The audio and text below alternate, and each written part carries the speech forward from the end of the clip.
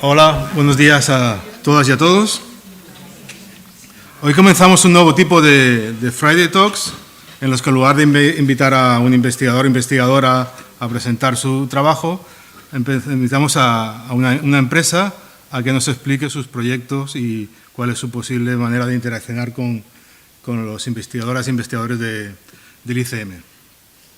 Esto se enmarca dentro de las actividades que en el marco del nuevo Severo Ochoa se van a hacer con el fin de promocionar la cultura de transferencia en el instituto y animar a los investigadores a que colaboren más en transferencia, ¿no?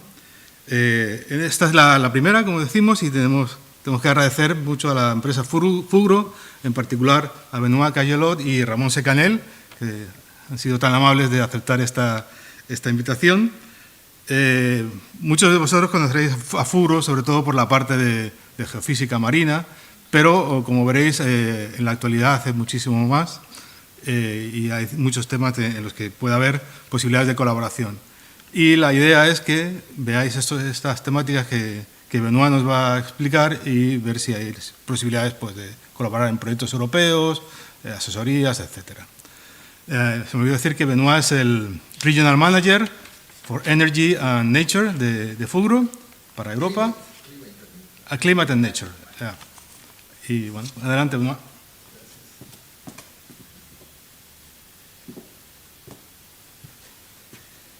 Gracias. Good afternoon, everyone. So, first of all, apologize. I will speak English because my Spanish is not that great. Let me say also that we are delighted on behalf of Fugro to be here and grateful for the opportunity to share this presentation with you with the Ocean Science Institute here in Barcelona. This talk is about showcasing through two case studies what we are doing and what our contribution as private sector is to actually address climate change and biodiversity loss using two of those case studies and see how we play a role amongst the different sectors that we generally see being involved into those type of initiative, i.e. the public sector, the research institute, the academia, the university, NGOs, and you name it. So very quickly about Fugro, just one slide, for those of you who have never heard about Fugro, there might be some of you who don't know, we are a geodata company based in the Netherlands. We've got presence in 55 odd countries and roughly 10,000 employees at the moment. We do provide geo-insight about the Earth surface and subsurface in both the land and marine estates. And we are active in three different sectors. The energy sectors, mostly offshore wind, the infrastructure sector, and the water sector. And within the water sector, we do provide critical insight to help decision makers and other stakeholders to actually address climate change and biodiversity loss. And we pride ourselves to provide information and quantified measure to help strategy, adaptation strategy, and inform actions to be made with greater confidence. So climate and nature sector, we are active in three domains. Inland water, which is everything to do with sustainable management and utilization of inland water resources outside the coastal zone. Coastal resilience, which is all about the management of the impact of climate change and the hazards that it creates for the population, the green and the grey assets located on the coastal zones. And ocean health, which is everything to do about the well-being of our oceans, ocean habitat, and marine life. So this talk is going to be focusing mostly on these two. I'm not going to talk about inland water, but should you be interested, feel free to reach out. Okay, so the first case study, without further ado, I'm going to showcase a project which is occurring as we speak in Italy, not too far from here, and it is undertaken for the ISPRA. This is a project that is aiming at preserving and restoring seagrasses around the entire nation of Italy. This presentation is a presentation that has been presented earlier this year at the second European Seagrass Restoration Workshop that was held in Arcachon, close to Bordeaux on the west coast of France. And so before diving into what it is that we do, what the objective and how this project has been set up, I thought I would just, for context, share a couple of figures just to remind ourselves, although you You know that very well and probably much better than I. The significance and the state of our oceans. So a couple of figures, just 4 of them. We estimate that 50% of ecosystem of our ocean has been degraded. Over the last century, we know that 80% of Earth's life is actually living within our oceans. We estimate that 2.3 trillion is the annual value of those ecosystems that they provide each year, and there's about 4 billion people that are directly relying on the ocean as primary source of food or income. That said, we also know that more than 75% of our ocean is unmapped, unobserved, and unexplored. If we zoom on seagrass, as particularly here in Barcelona, in the Mediterranean Sea basin, we know that we estimate that 7% per year of seagrasses is being lost. And if we look at Posidonia oceanica, which is endemic to the Mediterranean Sea, it is estimated that about 1/3 has been lost over the last 50 years, although this is an ecosystem that exists for 5 million years plus. It is an ecosystem that has property which is completely amazing in terms of climate change mitigation, by its property in terms of carbon removal and sequestrations, which is estimated to be 50 times more than the rainforest. Is a biodiversity powerhouse, offering habitat for a lot of marine life. And it also plays a role in terms of coastal zone protection by protecting coastline from erosion, by stabilizing seabed and sediments. That said, it is estimated that 80% of the world seagrass field is also unmapped. So we don't know exactly what the extent of it. We don't know the health status of it. Is that in good health? Does it need to be preserved? Does it need to be restored? This is a bit of a knowledge gap here. And this is exactly what the European Nature Restoration Law is aiming to actually address. So if you look at all the European framework and directive, the Nature Restoration Law, which is aligned with the 30 by 30 global objective, aim at restoring at least 30% of EU land and seas critical ecosystem by 2030, and all of it in need by 2050. And this is actually quite hard, actually hard to do for each country that are implementing those objectives. It's actually hard to do, how to actually approach this, how to measure what the percentage of those ecosystems is being protected, is being restored, without having access to baseline data and accurate geodata. And this is where we contribute and help the Italian government at the moment to provide that actually insight to help them to develop those adaptation strategies and measure the impact of their project. So this is the project that the ISPRA has been organizing. So the ISPRA, which is part of the Ministry of Environment of the Italian government, is called MER, for Marine Ecosystem Restoration Program. This is implemented by the Italian Institute of Environmental Protection and Research, and funding by the National PNRR, National Recovery and Resilience Plan of Italy, which is part of the EU Recovery Plan. The objective, as I said here, is to restore and protect marine ecosystem, focusing on biodiversity, conservation and sustainability use of resources. So here, as I said, this is a project that is ongoing as we speak, and we are at the phase where we are producing the baseline data, that is to say, across the entire nations of Italy, island included. We are doing an holistic survey of the coastal strip and all the seagrass field to actually have a really good understanding of where they are, what superficie they actually cover, and what health, in which status are they. Are they healthy or are they actually degraded?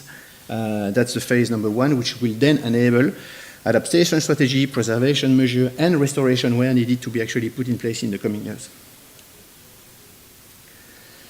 So why geodata is actually really useful to this, and this is where we're contributing the most on this project. So mapping and monitoring. So as I said, having access to geodata offers you a baseline survey to understand where you start and what the status of those critical ecosystems. But it also allows you to monitor over time how they evolve. Are they thriving and expanding, or are they shrinking? Are they impacted by any sort of stressor? all that information over time can be mapped and monitored, and particularly when adaptation strategies are being put in place, you can also measure the effectiveness of those strategies in achieving their goals. It helps obviously to understand also the environment conditions under which those ecosystems are actually thriving. It helps to detect threats. It helps in guiding restoration efforts on when we need to actually have a restoration measure, and obviously it also support policy and management by providing quantified scientific objective evidence that help the development of policy, but also the development of adaptation strategy, and also to unlock funding to actually demonstrate the value of the investment that is made in actually protecting those ecosystems. So how do we map the entire country of Italy in 2.5 years? So we started in early 2024, and we have to finish this baseline survey by July 2026. This is what I'm going to go through quite quickly in the next few slides. So we developed a concept of operation which is leveraging a lot of different tools that we are combining and using the strengths to each of them in order to be able at scale to create that baseline habitat map around the entire nations. So the first tool that we use of the toolbox that is available to us is satellite Earth observations, which provide SDB, so bathymetry, but also seafloor classification up to what we call the visible depth or 1 times Secchi depth, so the very shallow band, let's call it this way. Then we expand the coverage of achieved with airborne LiDAR by satellite Earth observation, with airborne LiDAR bathymetry, which is an active sensor that we operate from an aircraft that is able to actually extend the coverage achieved with satellite Earth observation up to 3 times the visible depth or 3 times Secchi depth. So in the Mediterranean Sea, this is around 20, 30, 40 meters, depending on the water clarity and the reflectivity of the seabed. And then to ensure that we can survey those seagrass fields up to the foot of those seagrass fields, which is the Mediterranean Sea, is roughly around 50, 60 meters generally. We also use acoustic sensor, multi-beam, etc., operated from surface vessels. And then, because we have to create habitat map and to do ground truthing, we are deploying AUV, so autonomous underwater vehicle that we equip with a very high-res camera that are collecting data on the visible spectrum, but also hyperspectral images that enables us to not only create mosaics, very high density mosaics of the seafloor where we perform those transects, but also measure a lot of different things that give us a good indication of the health status of the above ground biomass. And to integrate all of that, we create a platform which provides back-end and front-end also support. In that very case, this is providing front-end visualization to the client of all the data coming together. But more importantly, what is interesting to our client is not so much the data, but the insight we can get out of it. So we need to merge this into a meaningful way and create the habitat map to actually give access to all that information that we are producing. Okay, if we zoom a little bit on each of the techniques, so in terms of satellite Earth observations, we use mostly WorldView 2 and 3, for those of you familiar with this sort of technology. And we use that to create seafloor reflectance, bathymetry, and produce primary seafloor classification in terms of habitat. Again, on the very shallow depth band, up to 1 times Secchi depth. The beauty with satellite is also that we have access to different constellations, so we can also go back in time and actually have an idea of how these particular ecosystems were looking 5, 10, 15, 20 years ago, and we can see the dynamic of it until nowadays. Then we combine with active sensor. So here, this is the P-68 aircraft that we use that is doing at the moment about two flights per day of 4.5 hours each, going up and down the coastline in the island of Italy. This is equipped with airborne LiDAR bathymetry sensor, which is the Fugro Rams 2, and that also produce bathymetry, seafloor reflectance, and that we can use also to create preliminary seafloor classification on top of having imagery, and you get a bit of a snippet of the look of the raw data of that particular solutions. Then we use acoustic sensor, multi-beam operated from surface vessel, which again provide bathymetry, but also backscatter and a primary seafloor classification that we use, mostly based on the backscatter data. And here you get an example of a really high resolution of the seabed where you can see some anchoring scarification on the seabed going across a couple of seagrass fields, which is also one of the stressors that we see happening quite a lot here in the Mediterranean Sea. And last, the AUV that we use for ground truthing purposes. So we are using a CCAT AUV that we have equipped as a payload with a camera that has been developed by our partner, PlanBlue, that is collecting RGB and hyperspectral imagery, and that we use to create really, really high resolution of the seabed. We are talking about a couple of millimeter resolutions. I will show you a couple of examples. So there you go. So here, this is the AUV that is collecting on the top right corner for you imagery, and you can see the video here. So typically, we are flying at 2 to 3 meters above the seabed at 2 to 3 knots, and we are collecting images through transect data that we use to ground truthing, and we actually generalize that ground truthing data using the backscatter data of the other technology that I just presented before to create an habitat map at scale. So when we merge all those products, you can see if we start from the bottom right of your screen, we've got the SDB imagery. Then we go to the backscatter or reflectivity data from airborne LiDAR bathymetry, which is adjacent to the multi-beam that enables us to actually get coverage up to the foot of the seagrass field, which is, if I know how to operate, this one, which is somewhere here. Okay. And this is the thematic that classes that we use for the classification of the seabed. So we are differentiating Cimedosa from Posidonia oceanica, and from the other classes such as sand, gravel, and etc. As a result, so this is bathymetry and backscatter, we are able to segment and create a thematic map, which give us a really accurate idea of the actual footprint of the seagrass field, and that enables us also to derive all sort of analytics that we have here. As I mentioned, in addition to RGB product, we also collect hyperspectral imagery in the visible spectrum, but also outside of the visual spectrum. That enables us also to make all sort of other evaluations.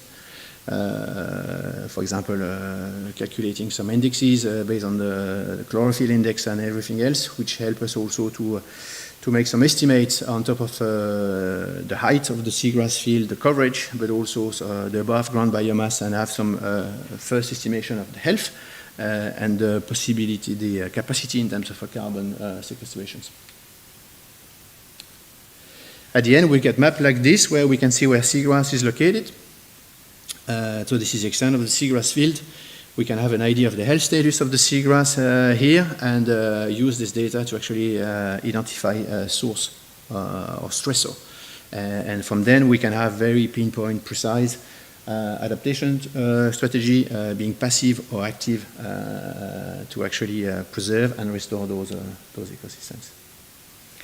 Beyond that, that aspect of preserving and baseline mapping coastal habitat, all the data that we collect also play a role and can be used in terms of coastal resilience to actually create a digital twin about the coastline, and simulating on the different climate change scenario, the impact of sea level rise, but also the impact of sea level rise combined with the increase of frequency of the extreme weather events that we experience more and more often, to actually understand shoreline retreat, being able to actually project where our shoreline may be by horizon 2050, 2100, and the coastal area and critical assets which may be at risk. And once again, this is all about providing evidence, quantify geodata that enables adaptation strategy to be developed in time, and to adapt for those changes that our community will be facing increasingly over the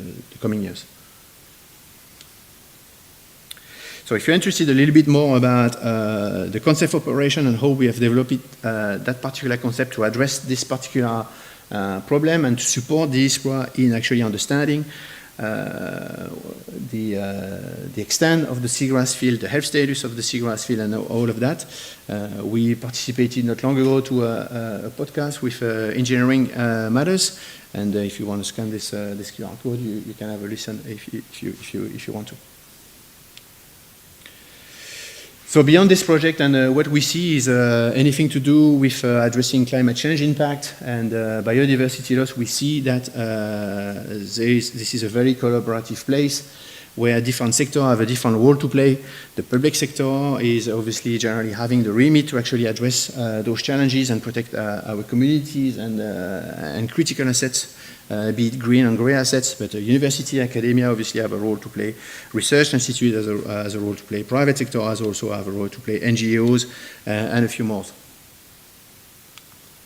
In terms of private sector, our contributions that we generally pride ourselves with is to actually bring scale to those projects. So how do we actually bring those technology and those really state-of-the-art advancements that we are generally developed on the local scale? How do we bring that to scale?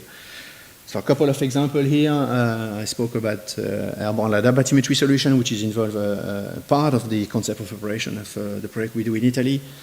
On the top left picture, this is my colleague Trish, that is sitting in front of the boxes that we, 5 to 10 years ago, we used to send across the globe to do airborne LiDAR bathymetry survey. That was an enormous, very heavy, cumbersome equipment that we were mobilizing on quite big aircraft. We have replaced this by the black box that my other colleague Marshall is holding now in his hands, and the latest version of the equipment is actually going on a drone, like the Schiebel S100 that you have here on the bottom right corner, which enables us not only to provide scale, but also to operate more sustainably and reducing our carbon footprint of our operation by a big factor. Another example, I spoke about ground truthing. So the camera systems developed by our partner, Plan Blue, was initially designed and operated by divers who are taking localized, very accurate imagery of certain particular ecosystems.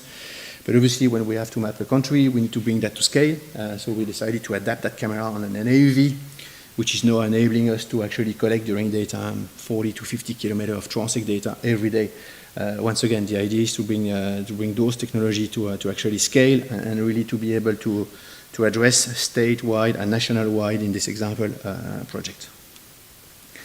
Last example, we spoke about surface vessel. We used to we are still using traditional crewed vessel, but increasingly we are also transitioning to uncrewed surface vessel.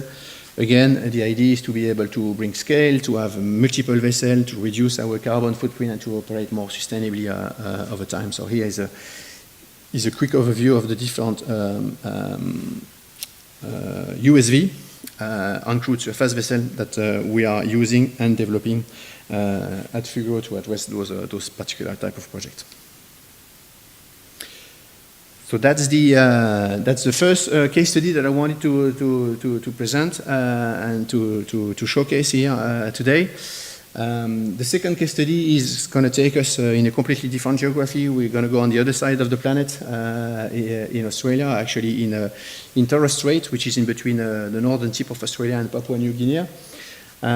This is an example of collaboration between public government body, university and private sector, through which we developed co-design a coastal zone management digital tools that is called Smart Coast. This is a presentation that has been delivered at the One Ocean Science Congress as part of the UNOC event that occurred in Nice earlier this year in June, if I recall correctly. And so, as I mentioned, this project is co-funded and undertaken by SmartSat, which is a research department as part of the Queensland state government, the James Cook University, and Academia University, obviously, and EOMAP and Fugro, who are a private sector company. So to localize the project, we are here on the northern tip of Australia, in Torres Strait, in between Papua New Guinea and Australia. And we are looking at two islands, which are called Horn Island and Thursday Island. This is an area which, to give you some context, is experiencing a sea level rise of 8 millimeters per year, which is absolutely huge.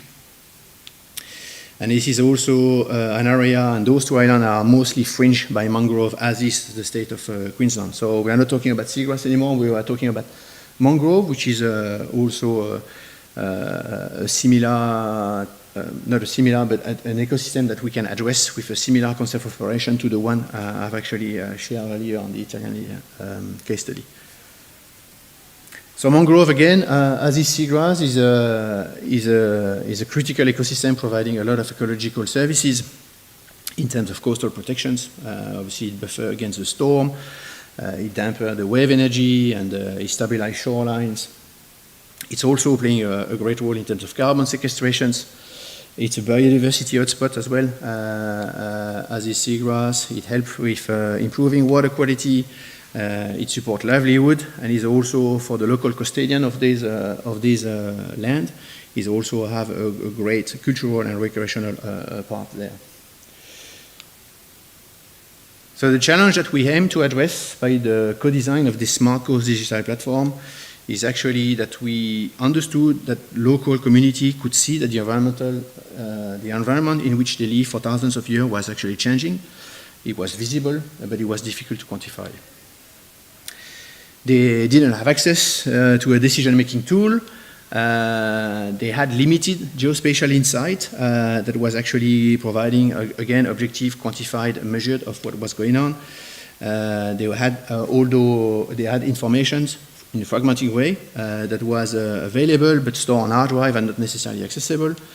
And also they were trying to have a tool that could enable the connection between all the different stakeholders that are involved into coastal zone management, but also coastal ecosystem preservation and restoration. So how we actually create a platform where we can harness local knowledge, government stakeholders, scientific data, etc., etc. And obviously, without having all that information, it's difficult to create a business case to actually justify why we should invest into protecting those ecosystems. And why the cost of investing towards preserving or restoring this ecosystem where needed is actually a lot less of the cost of doing nothing. So this is what motivates the development of the Smart Coast platform, which I think I've got a little demo here. So this is the platform. This is available into the web.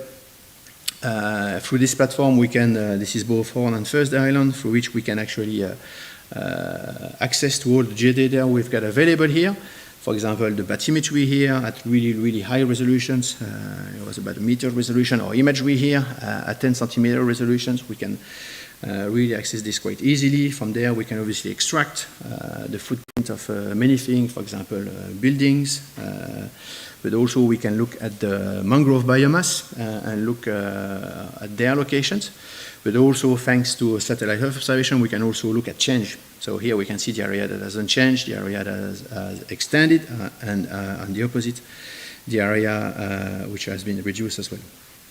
On top of the visualization tools, we can also create reports to provide quantified data about superficies, above ground biomass, and actually track over time using different monitoring sessions, using mostly satellite Earth observations, how these biomass are actually evolving over time, and detect areas that may need preservation or restorations here.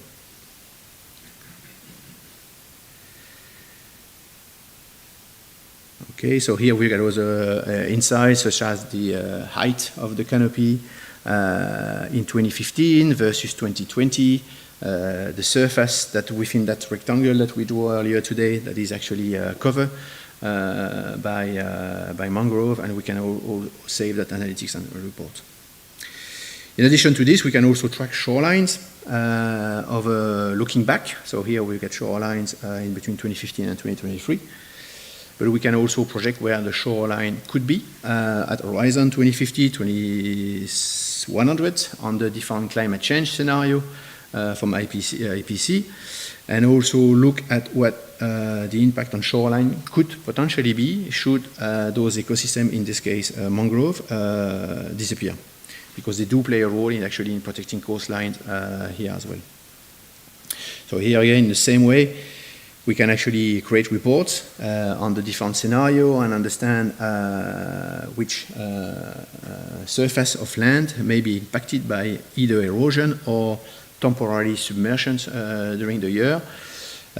Same with regards to buildings or critical assets. We can also add on top of sea level rise, remember this is 8 millimeters per year, extreme weather events that combine to sea level rise will create temporal submersion here. And once again, on the different scenario, we can simulate those different what-if scenario, if you like, and again rerun the report to actually identify the impact of climate change, extreme weather combined with so that in terms of sea level rise combined with extreme weather events, and get those reports in here. And then we can simulate a total loss of mangrove to show the value that it creates in terms of coastal resilience and what it could be. And here we can see the buildings that are, according to this report, all residential building as opposed to other critical assets such as, I don't know, hospital or something else. And all those reports remain here available within the platform. And again, create an engagement platform through which local community, government body, research institute, scientific, private sector, they can actually engage and discuss about the potential different scenario and how to adapt before for the coming years. So basically what we aim to do is to connect geodata with policy and planning. So by integrating all source of geodata in one source, in one platform, we can analyze different what-if scenario and create a collaborative digital space where, again, across sector, we can trigger and stimulate cooperation, create impact reports, and more importantly, also quantify all those potential impact to actually also create a business case to unlock investments to streamline finance towards building resilience of those coastal communities. So we're also working on something we call net ecosystem value, which is about giving an economic value about all the different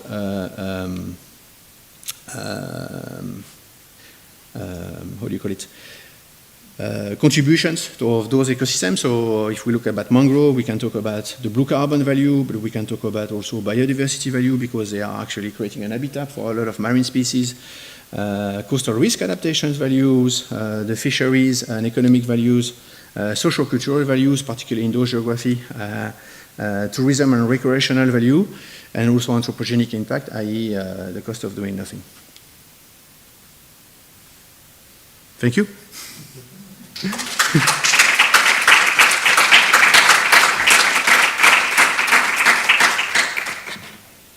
I don't know if we have time for questions. I have a question. The project in Italy, if I understood correctly, the whole of Italy that you're doing? Correct. Who is paying for that? Yes, very good question.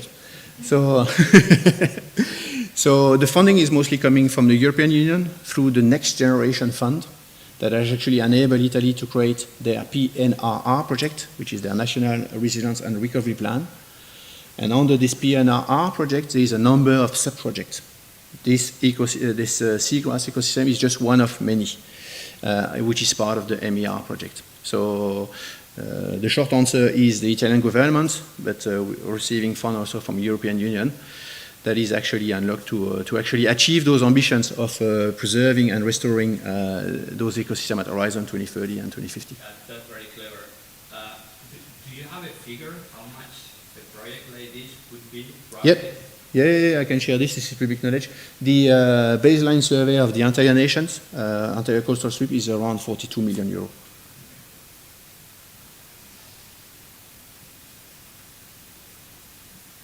Are there similar initiatives in Spain?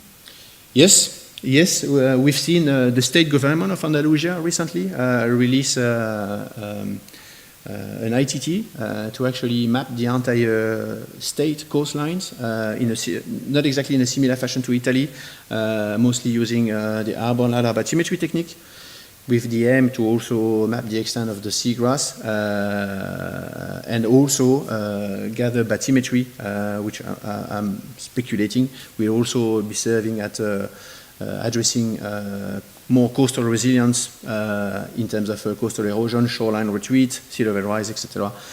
Type of problematic. So yeah, we've seen this in Andalusia very recently, and there may be more. There may be more. But how do you interact in a project like this with an institute like us, a research institute? Do you have any interaction in Italy with research institutes? Yes, very good question.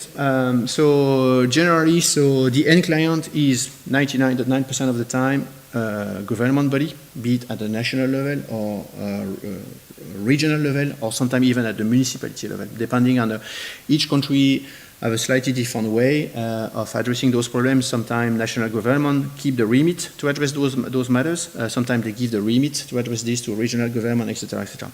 So generally, we engage, we as private sector, with government, regional government or national government. But in all of those projects, there is always scientific university, academia, or research institute which are involved because you guys, for example, if we take the example of research institute, you are providing the expertise and the in-depth knowledge thanks to the research that you do on how we actually can go about restoring seagrass. For example, if we go to a preservation strategy for seagrasses, we can create an MPA or Natura 2000 area, and we ban certain type of activities to ensure we create a safe haven sort of area. But when we go to restorations, there's a lot of different ways to go. We can go passive way or active way. So by passive way, we can perhaps identify there's a source of fresh water that is actually impacting the salinity of a certain area within the coastline, which is impacting seagrasses, and that needs to be addressed. Or we can also look at active and replanting seagrass as a farmer would do. And there's also different technique to do that.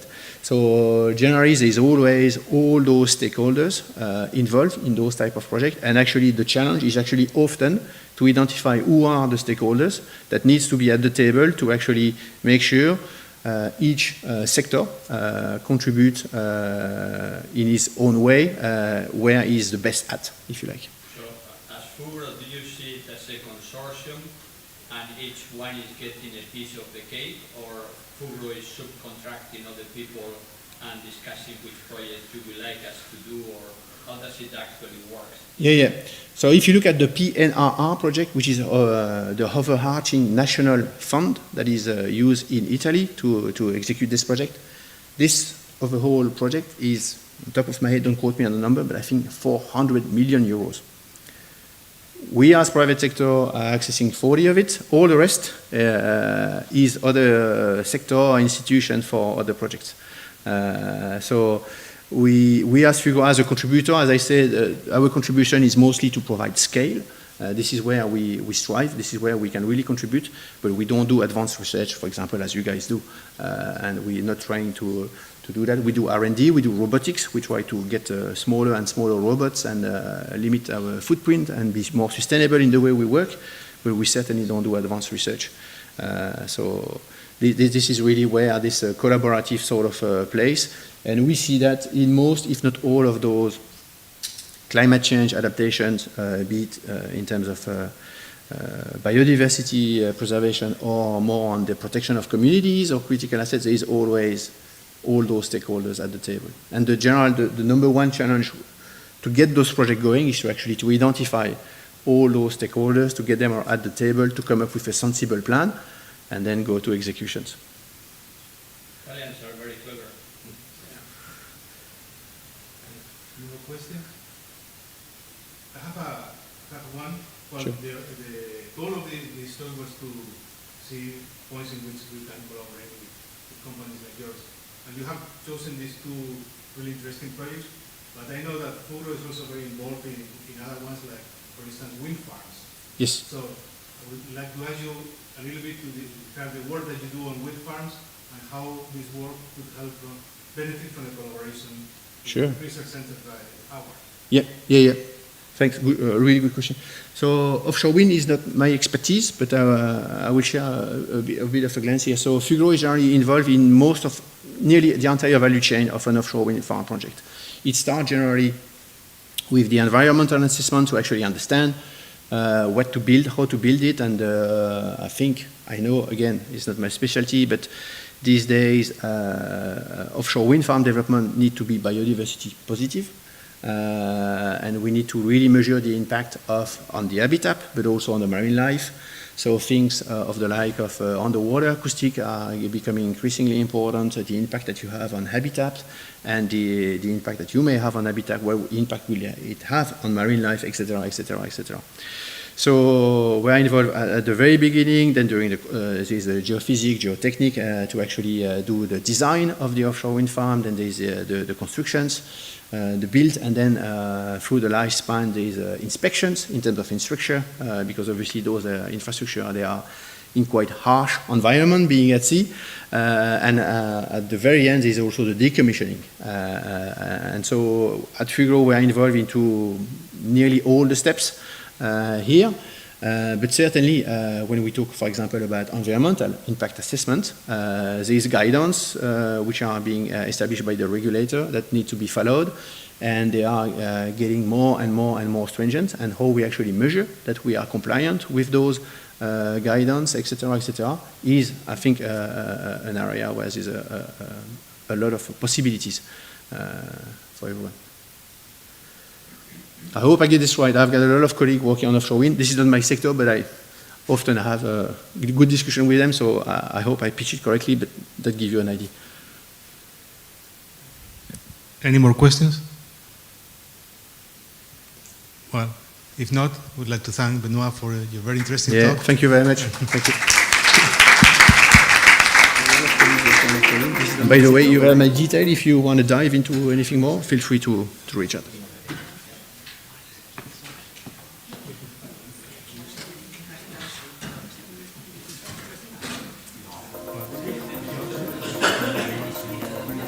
Thank you very much. Thank you.